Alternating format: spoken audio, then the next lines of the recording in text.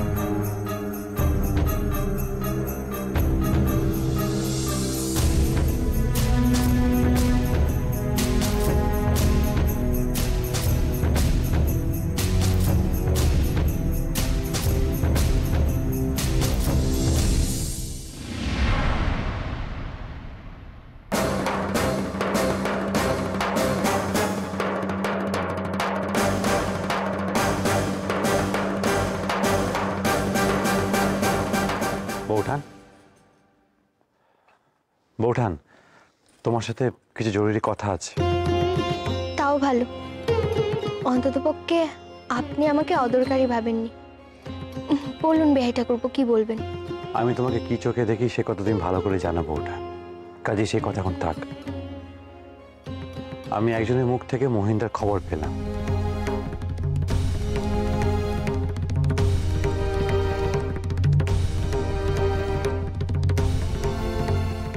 তা আপনার খুব জরুরি কথা কি শেষ বেহাই ঠাকুরপো, নাকি আরো কিছু বলার আছে?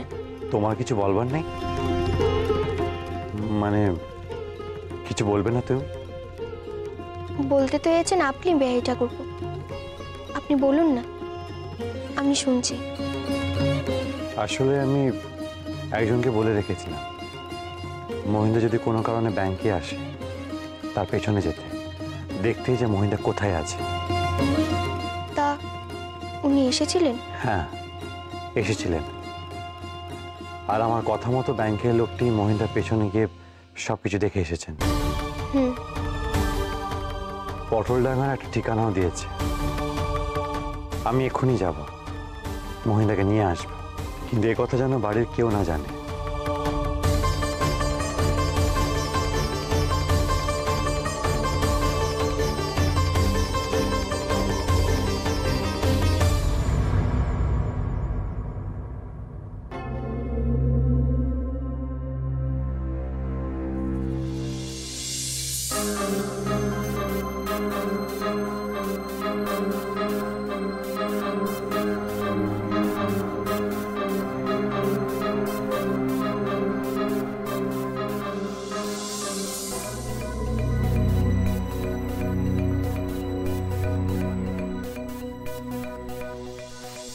দেখো তো আমাকে কেমন দেখাচ্ছে।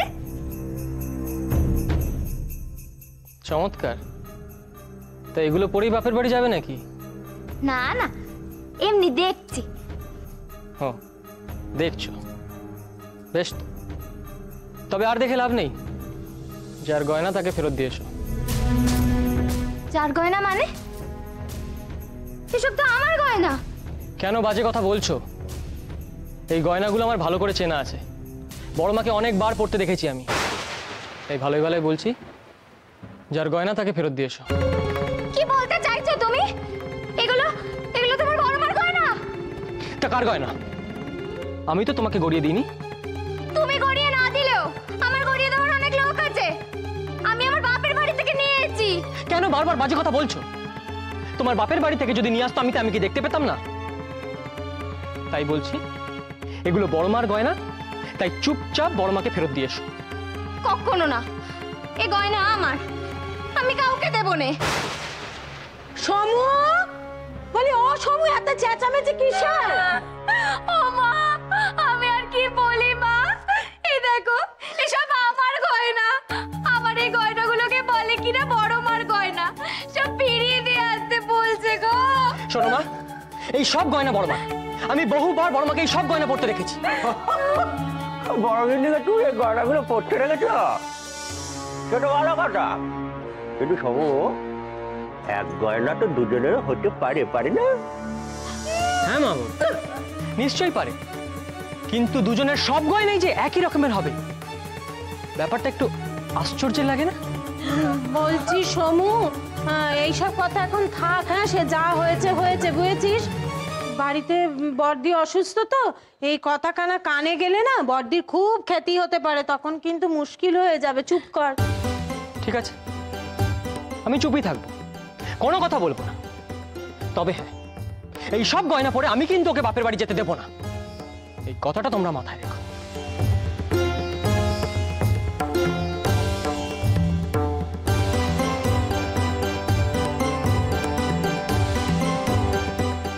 দেখি। আমি অনেকক্ষণ ঘুমোচ্ছিলাম না রে মা। সে তো হবেই মা, শরীর দুর্বল থাকলে ঘুমটা একটু বেশি হয়। এর মাঝখানে একবার সুহাস এসেছিল তোমার জন্য দুধ নিয়ে, কিন্তু তুমি ঘুমোচ্ছ রেখে সে তোমায় না ডেকে চলে গেছে। ও মা, তো সে ডাকলো না কেন? বারে, ভালোই তো করেছে। তুমি জেগে উঠে কি এমন রাজকার্যটা করতে শুনি? তার থেকে শরীর খারাপে যতটুকু ঘুম হবে ততটুকুই তো ভালো দিদি। না না না মেজে বউ, আমার অনেক কাজ পড়ে রয়েছে। আজ আবার বেহারির জন্মদিন, সে যা যা ভালোবাসে আমাকে করতে হবে না সেসব রান্না। ও মা, তোমার কি মাথা টাথা খারাপ হলো? এই শরীর নিয়ে তুমি যাবে হেঁচেলে রান্না করতে? মা, আপনি যদি আমাকে বলে দেন তাহলে আমি সব রান্না করতে পারবো। তা বেশ, তো ঠিক আছে, আমি যেমন যেমন বলবো তেমন তেমন করে রান্না করো। ও মেজে বউ, তুমি একটু সাথে থেকো। এটা বুঝি কোনো বলার মতো কথা হলো দিদি? সে তো আমি থাকবই। আমি নিশ্চিন্ত হলাম মেজে বউ। বিহারির আমলাতে আর কে আছে বলো দেখি?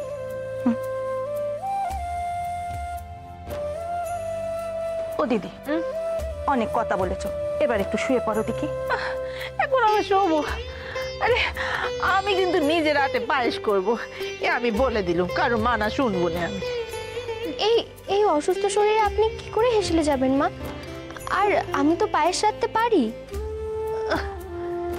সে তো পারিস রে মা, জানি, কিন্তু ছেলের জন্মদিন, মায়ের হাতে একটু ছোঁয়া থাকতে হবে তো।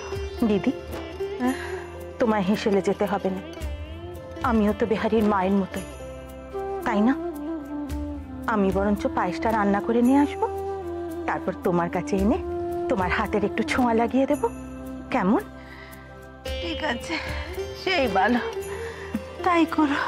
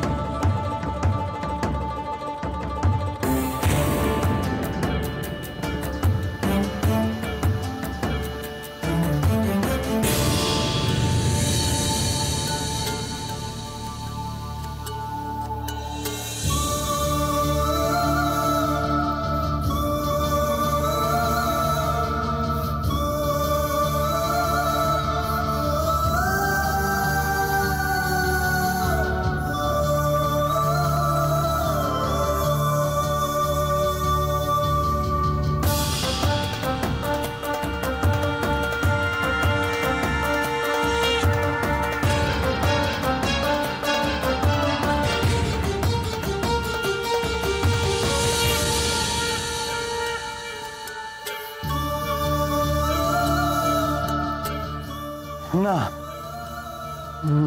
না, এ অসম্ভব, আমি আমি পারবো না। মহিন্দা,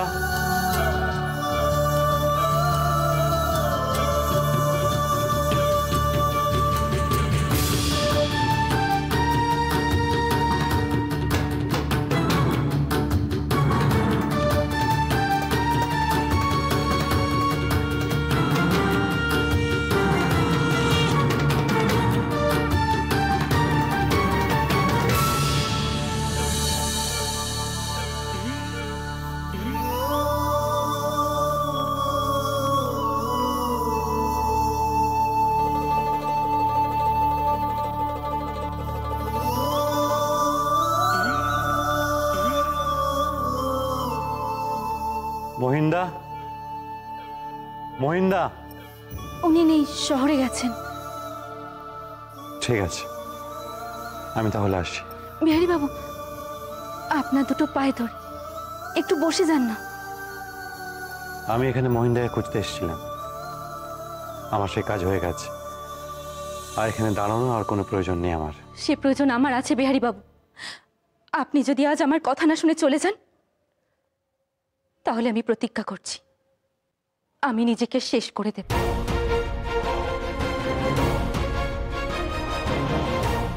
বিনোদিনী দেবী, আমি তো কখনো আপনার কোনো অধিকারে বাধা দেওয়ার চেষ্টা করিনি, তাহলে আপনি আমাকে আটকাতে চাইছেন কেন?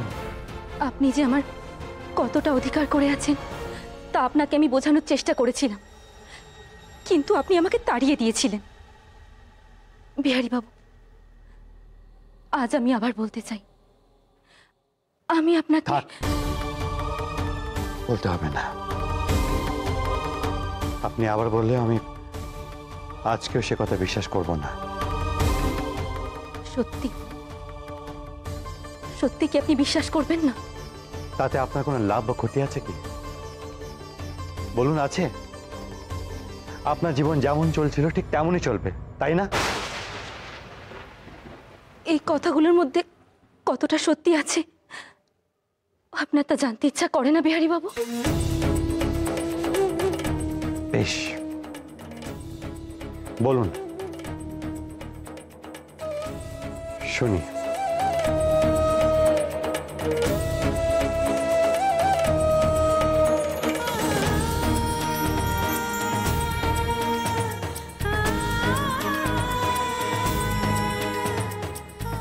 আপনি যা ভাবছেন তা নয় বিহারী বাবু। এ ঘরে কলঙ্ক স্পর্শ করেনি। এই ফুলগুলো একদিন আপনার পুজোয় লেগেছিল, আজও আমি তাই তাদের সযত্নে ধরে রেখেছি। বসুন বিহারী বাবু।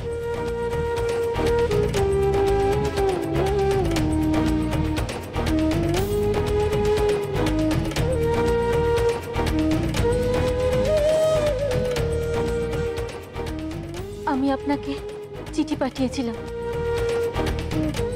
আপনি তার জবাব না দিয়ে ফেরত কেন পাঠিয়ে দিলেন? চিঠি? কোন চিঠির কথা বলছেন আপনি? আমি কোনো চিঠি পাইনি। পাননি? আমি তো, আচ্ছা, এর আগেও আমি একটা চিঠি পাঠিয়েছিলাম, কিন্তু আপনি তা না পড়ে আমাকে ফেরত পাঠিয়ে দিয়েছিলেন। বিনোদিনী দেবী, আমি জানি না আপনি কি বলছেন। আমি কোনো চিঠি পাইনি। বুঝলাম। এখন আমার সমস্ত কথা যদি আপনি শোনেন তাহলে তো আপনি বিশ্বাস করবেন না। আমাকে বিশ্বাস করা যে কঠিন। আপনাকে কিছু বলতে হবে না, আমি সব বুঝে গেছি। আপনি আর কিচ্ছু বলবেন না, আমি আপনাকে বিশ্বাস করছি। আপনি যখন আমাকে বিশ্বাস করেছেন তখন এও জেনে রাখুন বিহারী বাবু, আপনার বিনোদিনী নষ্ট হয়নি। আপনি আমাকে তাড়িয়ে দিতে পারেন, কিন্তু আপনার খাঁটি সোনার মতো যে মনখানা, সে অলক্ষ্যে থেকেও আমাকে রক্ষা করেছে। আপনার পা ছুঁয়ে বলছি বিহারী বাবু, এর এক বর্ণ মিথ্যে নয়।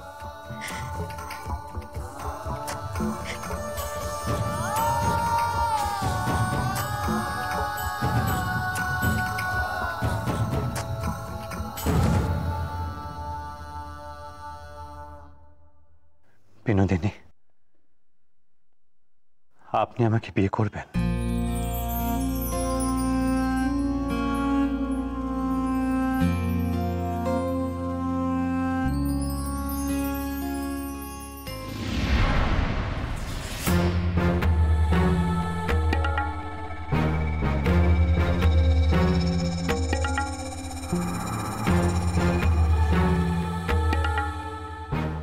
থাক বাচ্চা থাক। আমরা আসছি মেজমা। আমি বরং হেসলিকে জোগাড় যন্ত্র করি।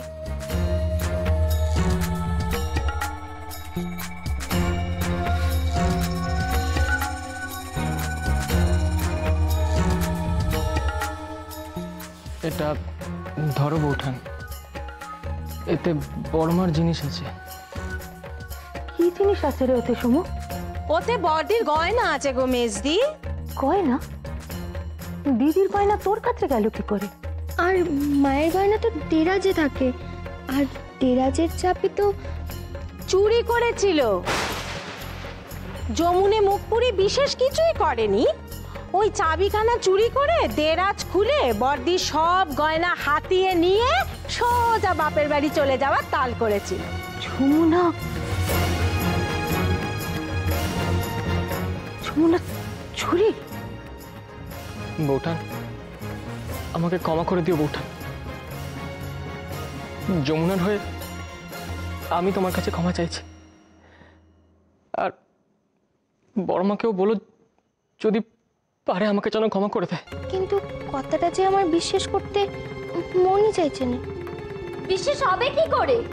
কখন থেকে তো বলছি ও গয়না বড় জ্যাঠাইমার নয়, ও আমি বাপের বাড়ি থেকে এনেছি, তবুও তোমরা জোর করে। চুপ করো, একদম চুপ। এতক্ষণ শুধু মায়ের কথা মেনে আমি তোমাকে একটা কথাও বলি। এতগুলো মানুষের সামনে মিথ্যা কথা বলতে তোমার বাচ্চা না একবারও? না বাচ্চে নেই, কেন বাঁচবে? ও গয়না আমি চুরি করিনি, মিথ্যে কথা তোমরা বলছো।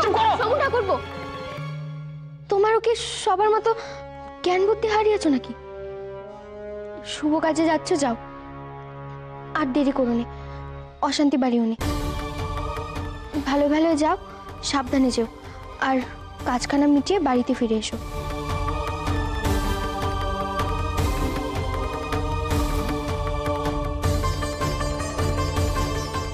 এসো।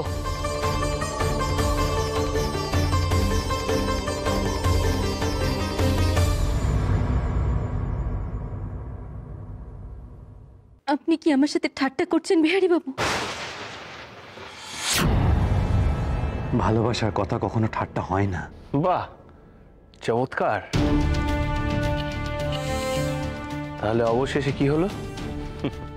রঙ্গভূমি থেকে মহেন্দ্রর প্রস্থান আর বিহারীর প্রবেশ। বাহ বাহ, বেশ বেশ বেশ, নাটকটা কিন্তু বেশ ভালো। হাততালি দিতে ইচ্ছা করছে যে আমার। মহিন্দা, জীবনের নাটকের ভালো মন্দ কখনো কারো হাততালির অপেক্ষা করে না। ঠিক, কিন্তু বিহারী, এটাও ঠিক যে জীবনের নাটকে নকল নায়িকার কোনো স্থানও থাকে না। আর তুমি ছলনার সাহায্যে আর কটা লোকের মন নিয়ে ছিনিমিনি খেলবে বলো তো বিনোদ? বিহারী তো খুব ভালো করেই জানে যে তুমি আমার হাত ধরে বাড়ি থেকে পালিয়ে এসেছিলে। তারপরেও কি বিহারী তোমার ছলনায় বিশ্বাস করবে বলে মনে হয়? মহিন্দা, ওকে এভাবে অপমান করার অধিকার তোমার নেই। তোমার ভদ্রতা যদি তোমাকে নিষেধ না করে, তাহলে তোমাকে নিষেধ করার অধিকার আমার যথেষ্ট আছে। হ্যাঁ হ্যাঁ, নিশ্চয়ই নিশ্চয়ই, অধিকার তা তো তোমার আছে বই কি। তা বিহারী, আমি ভাবছিলাম আজ থেকে তোমার একটা নতুন নাম দিই, কেমন? বিনোদ বিহারী।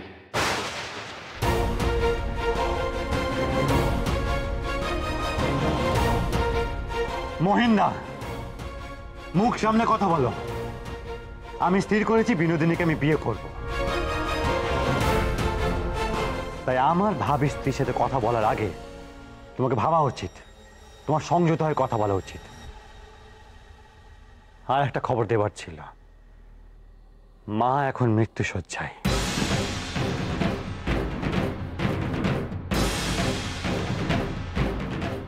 উনি তোমাকে দেখার জন্য এখন অস্থির হয়ে পড়ে।